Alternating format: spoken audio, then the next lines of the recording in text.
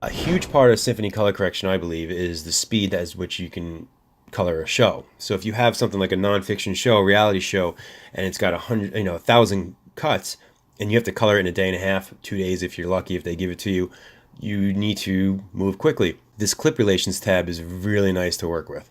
It's pretty straightforward. Source tape says any clip that has source tape, the same source tape name, will get colored if you touch it. Master clip is a little more specific. It's source tape plus the clip name, and source segment is all of those, all three of those. So it's time code, clip name, and tape name. So if I were to set this to say master clip, which is what I use a lot, and I say I go to this clock shot here, now you can see these blue locators I've already set up.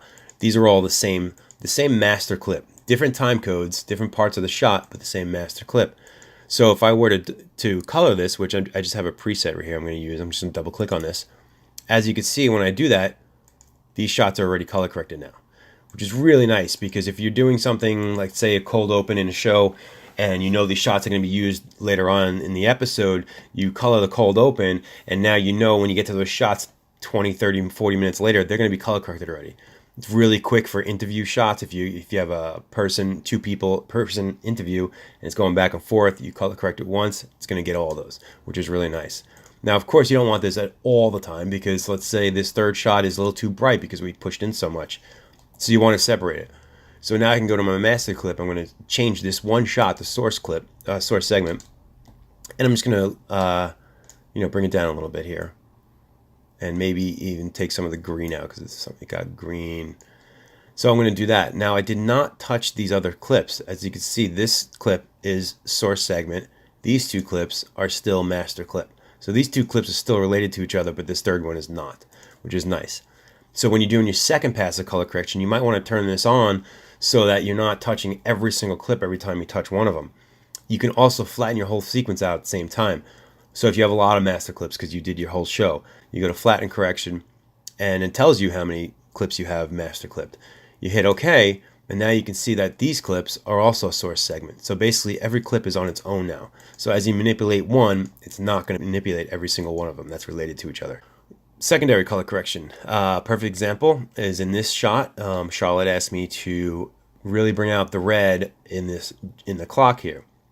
So I go to my secondary color correction tab, and as I do that, I'm in eyedropper mode, and I'm just going to simply select which hue I want to separate. As I do that, it tells me where it is. You have some input vectors to be able to manipulate this, and it isolates you so that it desaturates everything that's not included in this key.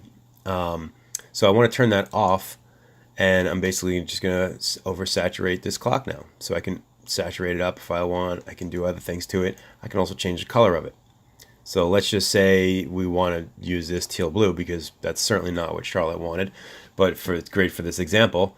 But as you notice, I've also got bleed over into this curtain here, because it's part of the same hue that red was. What I'm going to do is I'm just going to duplicate this clip up, everything, the resize, the color, and everything, to the next layer. So I'm just going to do that really quick. And now I'm going to go to my V1 here, which is going to be considered my background, jump back into my color correction tool, and I'm going to turn off this secondary, because I want to be able to use this curtain. So now my V1 looks like that, my V2 looks like this. So back to my source record. I'm going to use an Animat in this case. So I'm going to go up to my effects editor, effects palette, excuse me. I'm just going to type in Animat, and there it is. I'm just going to drag and drop this onto my V2 clip. Now I have to hold down Alt because there's already a resize on there.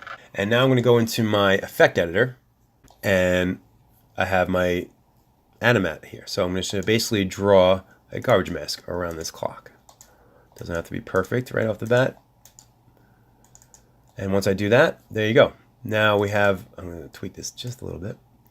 Now we have our shot with the secondary color correction on V2 and the original color correction on V1. So this leads us into our Baselight plugin and how you can take advantage of the same color correction within one effect.